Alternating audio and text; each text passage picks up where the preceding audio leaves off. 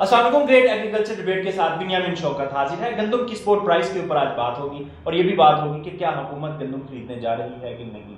इस great debate का हिस्सा हैं आप सबके जाने पहचाने साइम रशीद साहब। साइम साहब अस्सलाम वालेकुम। वालेकुम सलाम। सबसे पहले ये बताएं कि हमने कुछ माह पहले भी एक रेस किया था पॉइंट कि हुकूमत इस साल गंदम की खरीदारी कम करेगी, तो ये रूमर है या इसमें कहाँ तक सच्चाई है? बिन्यामिन साहब, ऐसे है कि ये अफवाहें तो बहुत अरसे से फैल रही हैं और निगरान दौर हुकूमत से थी, और इसमें कुछ सरकारी जो ऑफिशियल्स थे उन्होंने ऑफ द रिकॉर्ड हमें कंफर्म भी किया था कि जो उनको हिदायत मिली हैं या उनके साथ कोई मीटिंग में एजेंडा में डिस्कशन हुई है, उसमें ये लिखा गया था कि आने वाली जो सियासी गवर्नमेंट कोई भी होगी उसको स्टेबल करने के लिए अवाम में महंगाई का इस वक्त जो जिन बेकाबू है उसका तोड़ किया जाए, वो उसको काबू में लाया जाए। उसका हल यही था कि 95% अवाम के लिए तो आटा ही सबसे मुश्किल चीज़ है खरीदारी करना। तो आटे की कीमत इस वक्त कम से कम भी देखी जाए, जो बहुत ही हल्की क्वालिटी का आटा है वो भी 150 रुपये किलो है, इससे कम नहीं है।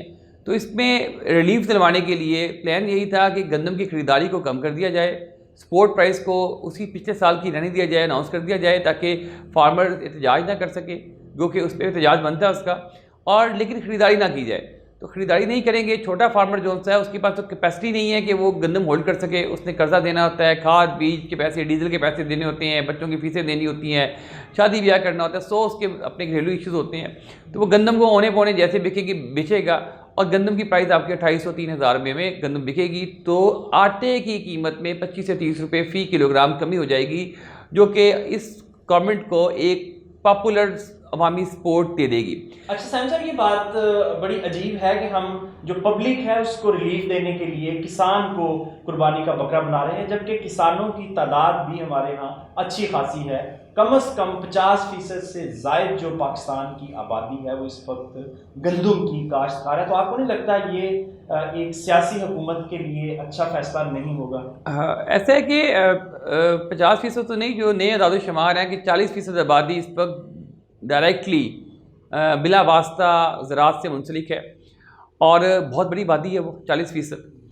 लेकिन उसमें मतलब ये आ रहा है कि शहरों के अंदर जो सा इस वक्त आपका सोशल मीडिया है, आपका प्रिंट मीडिया है, आपका डिजिटल मीडिया है, वो जो ट्रेंड सेटिंग करता है वो सारी की सारी शहरों से करता है। तो शहरों के अंदर जो इस वक्त आबादी का बहुत बड़ा एक जैसा लाहौर को ले लें, लाहौर, कराची, इस्लामाबाद, पिंडी, मुल्तान, गुजरावाला, फैसलाबाद, पेशावर, कोयटा, हैदराबाद, ये 8-10 शहर है। यही किसी भी हुकूमत का नेशनल लेवल पर ट्रेंड सेट कर देते हैं, इसकी पॉपुलैरिटी को बनाते हैं या गिराते हैं। तो इन शहरों में अगर लोगों को रिलीफ नज़र आएगा तो वो सेटिंग हो जाएगी एक, जो कि बज़ाहिर मसनूई होगी कि गवर्नमेंट ने रिलीफ दे दिया है, और गवर्नमेंट इस पर नहीं जाएगी कि पाकिस्तान के पीछे जो लाखों के हिसाब से देहात हैं उनके अंदर जो करोड़ों लोग बस रहे हैं उन पर क्या बीत रही है। साहब, इस वक्त पंजाब असम्बली और दीगर असम्बलियों में भी इस इशू के ऊपर बात होना शुरू हो चुकी है। गंदम की प्राइस और कम खरीदारी हुकूमत की तरफ से जो पॉलिसीज बनाई जा रही हैं उसके ऊपर पंजाब असम्बली में खास तौर पर अपोजिशन की तरफ से बातें हो रही हैं। आइए एक आपको क्लिप दिखाते हैं कि ये जो स्टेटमेंट्स आ रही हैं मुख्तलिफ लोगों की, उसमें वो क्या मुतालबा कर रहे हैं हुकूमत से। आप अगर इनकी पॉलिसी देखिए, जो राना आफ्ताब साहब ने भी जिक्र किया कि आगे गंदम की कटाई का सीज़न है, हम में से अक्सरीती लोग जो यहाँ पे मौजूद हैं ज़िम्मेदारी से वाबस्ता हैं। जनाब स्पीकर, गंदम की सपोर्ट प्राइस जो ये अनाउंस की जा रही है उसके लिए जो इनकी गवर्नमेंट पॉलिसी बना रही है, मैं सिर्फ पूछना चाहता हूँ कि 74 साल में सर ऐसा कौन सा मैकेनिज्म है जिसके तहत ये कॉस्ट कैलकुलेट करते हैं और उसके बाद सपोर्ट प्राइस अनाउंस करते हैं। जनाब स्पीकर, हमने जिस रेट पे गंदम का बीज लिया, जिस रेट पे हमने खाद ली, महंगी बिजली हमें मिली, हमने डीजल 300 रुपये के हिसाब से यूटिलाइज किया, आज बैठ के हमें पिछले साल से भी 100 रुपया कम की अगर शुनीद दी जा रही है, तो मैं ये समझता हूँ कि ये किसानों का कत्ल करने के मुतरादिफ है। आप इससे अर्बन पॉपुलेशन को तो राजी कर लेंगे कि हमने गंदम की प्राइस कम कर दी है, लेकिन मुझे बताइए कि अगर किसान को, जिम्मेदार को जो कॉस्ट ऑफ प्रोडक्शन है वही ना मिल सकी, तो आइंदा आने वाली नस्लें उसकी किस तरह गुजारा करेंगी। पिछले साल जो 4000 रुपया सपोर्ट प्राइस थी, मैं आपको अपने ईमान से और कैलकुलेशन के साथ समझाना चाहता हूं कि अगर वही सपोर्ट प्राइस रहे तो मेरे फैसलाबाद में एवरेज यील्ड जो है वो 45 मंथ्स पर एकड़ है। और अगर इस तरीके से आप इसको एवेल्युएट करेंगे, हमारे खर्चे के बाद 6 महीने की मेहनत के बाद एक जिम्मेदार को 3900 रुपया एक एकड़ में से बचेगा। जी साहिब साहब, ये कैलकुलेशंस बता रहे थे, एक प्रैक्टिकल फार्मर हैं, इन्होंने खुद ज़मीन काश्त की है, खुद गंदम लगाई हुई है, एक बड़े स्केल के फार्मर हैं, ये कैलकुलेशंस बता रहे थे कि कितना अखराजात हैं, और पिछले साल कोई ऐसी चीज़ नहीं है जो पिछले साल 3900 की थी आज भी 3900 की हो।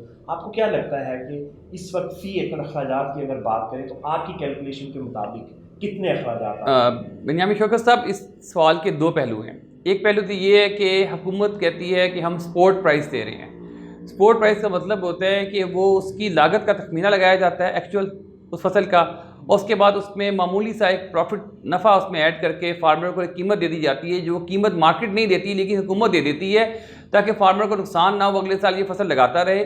और ये दुनिया भर में ये सिस्टम है, रिवाज है और चल रहा है। इसमें कोई ऐसी बात नहीं कि पाकिस्तान इसको कर रहा है, पूरी दुनिया में ऐसा होता है। अब पाकिस्तान में अल्टीमेटली एक बड़ा ही अंधोनाक बात है, ये सिस्टम टोटल उल्टा चल रहा है। यहाँ पर स्पोर्ट प्राइस के नाम पर आप किसानों का इस्तेहसाल कर रहे हैं। देखें, पिछले साल की एग्जांपल लेते हैं, 3900 रुपये आपकी गंदम का रेट था, स्पोर्ट इमदादी कीमत थी, जिसे ये इमदादी कीमत कहते हैं, हालांकि इमदादी कीमत नहीं थी, वो भी कम कीमत थी। उसमें यूरिया उस वक्त मिल रहा था 2900-3000 रुपये का, जिसके ऊपर हमने बहुत शोर मचाया हुआ था। पोटाश की फर्टिलाइज़र थी, वो आपकी 9000 के 500 के आसपास थी, और आपका DAP था वो 8 से 10,000 के आसपास था, 9 से 10 के दरमियान था। सिर्फ इन्हीं इनपुट्स को ले लें हम। अभी हम का यूनिट भी पिछले साल 30 से 40 के दरमियान था। अभी जो एग्रीकल्चर यूनिट है वो 45 रुपये क्रॉस कर चुका है।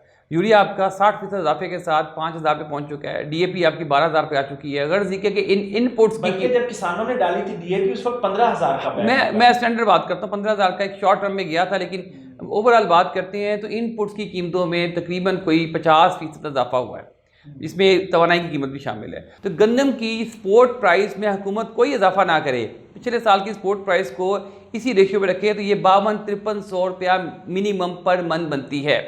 अब क्या हम ये दे रहे हैं? अगर आप 52-5300 रुपया देते हैं तो फार्मर पिछले साल की पोजीशन में जाता है। अगर आप उसको 3900 देते हैं तो फार्मर रुल जाता है। साहब क्या एक्सपेक्ट कर रहे हैं कि इस साल हुकूमत की तरफ से जो फाइनल अनाउंसमेंट है वो क्या आएगी पर 40 kg? मुझे इस साल ना हुकूमत की फाइनल अनाउंसमेंट से तो खैर इतनी उम्मीद नहीं है कि वो इसके ऊपर बढ़ेंगे। ये है कि KPK में चूँकि गंदम कम लगी थी, सीड का बहरान था उनके पास, KPK के अंदर और सिंध के अंदर जो सा गवर्नमेंट है वो स्पेशल इंसेंटिव दे के अनाउंस कर दे तो मजबूरन पंजाब को भी करनी पड़ जाएगी, लेकिन वो भी 4500 से ऊपर नज़र नहीं आ रही, मैक्सिमम 4500 तक जाएगी। वो भी हो जाएगी तो कुछ ना कुछ रिलीफ मिलेगा। असल जो इशू नज़र आ रहा है कि इनका ख़रीदारी का इरादा नहीं है। ये ख़रीदारी आपको याद होगा 2002 में मुशर्रफ साहब का एक दौर था जिसके अंदर पाकिस्तान में बम्पर क्रॉप पैदा हुई थी। अगर कोई साहब मुल्तान से ट्रैवल करते थे जंग की तरफ, रास्ता खानेवाल कबीरवाला इस तरफ, या किसी भी टेरिटरी में निकल जाते थे, झानिया की तरफ, भावलपुर की तरफ, या कहीं भी आप निकल जाते थे, तो नेशनल हाईवेज के दोनों तरफ गंदम के ढेर ऐसे पड़े होते थे जैसे आपके रेत के टेले होते हैं। खरीदार नहीं था। 295 रुपये मुझे याद है उस वक्त रेट था गंदम का, स्पोर्ट प्राइस थी महकमा खुराक की, और गंदम उस वक्त 180 से लेकर 200 रुपये मन पे बिक रही थी। ये एक अलमिया ऑलरेडी हम फेस कर चुके हैं। उसके बाद क्या हुआ? फार्मर ने गंदम नहीं लगाई। अब क्या हुआ? आपके सामने ट्रेंड सेटिंग है 2 क्रॉप्स की जो कि हम आजमा चुके हैं। पिछले साल कॉटन के साथ इन्होंने धोखाबाजी की। महकमे ने मसाजिद में अनाउंस किया कि हम 8500 में इस कपास की खरीदारी करेंगे, और कपास आपके सामने हाल रहा। फार्मर ने लगाई कपास का रिवाइवल देखने में आया। जिस फार्मर ने पिछले साल 30 एकड़ लगाई थी वो 10 एकड़ पे जा रहा है। वो कहता है मैंने लगानी ही नहीं है, मुझे फ़ायदा नहीं है। अब एक कॉटन का बहरान आएगा, आपको अपनी मिलों को चलाने के लिए एप्टमा को कॉटन बेल्स इंपोर्ट करनी पड़ेंगी। डॉलर कहाँ से देंगे आप?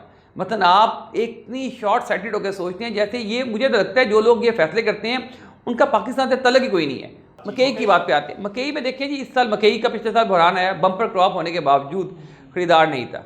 और जब फार्मर की मकई ड्राई हो गई, उसको फंगस लग गई, स्टोरेज में पड़े, और जब वो बिल्कुल ही वो ख़त्म हो गई, और उसके बाद आपके नाम निहाद कराची से बड़े बिग गन्स जिनके पीछे एक पूरा माफिया है, उन्होंने सारी की सारी आपकी ये मकई जो थी खरीदारी कर ली, उसके बाद उसका रेट बढ़ा दिया। लेकिन उसका रिजल्ट क्या निकला? पाकिस्तान में 5 सालों बाद पहला साल 2024 का बहार की मकई है कि जिसमें सीड ही नहीं बिका, वरना सीड की इन्वेंट्री ख़त्म हो जाती थी, ज़ीरो जाता था। कंपनीज मिनते कर ली हैं, डीलर मिनते कर रहा है, डिस्काउंट्स दे रहे हैं बहुत ज़्यादा, डिस्काउंट दे रहे हैं कि आप सीड ले लें। अच्छा सैम साहब फरमाएं कि जो मकई और कपास के साथ हुआ, बिल्कुल हुकूमत ने प्राइस अनाउंस की और उस प्राइस पर नहीं खरीदारी की, बल्कि ऑफिशियली लेटर लिख दिया कि हम नहीं खरीदारी कर सकते, ये केयर टेकर सेटअप था। तो जब अब जो एक सियासी गवर्नमेंट है, एक नाम है मुस्लिम लीग नून का और बाकी हुकूमतों का, तो आपको नहीं लगता कि अगर ये कोई इस तरह का फैसला करते हैं तो उसका इम्पैक्ट इनके पॉलिटिकल कैरियर पे आएगा? मैं इस वक्त ना मुस्लिम लीग नून के हवाले से बात कर रहा हूँ कि मुस्लिम लीग नून के पास ये जिसे कहते हैं ना कि रिकिंडल, कि अपने आप को दोबारा चलाने वाला मौका है, कि अपने आप को आवाम के अंदर वो अपनी जड़ें मजबूत करे। इनके ऊपर पहले से ये एक टैग लगा हुआ है कि पिछले अदवार के अंदर कि जब ये आते हैं उस वक्त ज़राअत के ऊपर सख्त हालात आ जाते हैं, ज़राअत के ऊपर नुकसान में फार्मर चले जाता है। इनके पास इस वक्त ऑप्शन है कि ये अपनी 40% जो बैकग्राउंड एरिया है, फार्मर एरिया है, उसके अंदर वोट बैंक को स्ट्रॉन्ग करने के लिए और उनका हक दें। साहब आपके वक्त का बहुत शुक्रिया। इस वक्त हुकूमत को गंदम के मामले पर बहुत सोच समझ कर इक़दाम करने की ज़रूरत है, बहुत सोच समझ कर स्टेक होल्डर्स को साथ लेकर फैसले करने की ज़रूरत है, वरना ये बाउंस बैक भी कर सकता है। इजाज़त दीजिए, खुदा हाफ़िज़।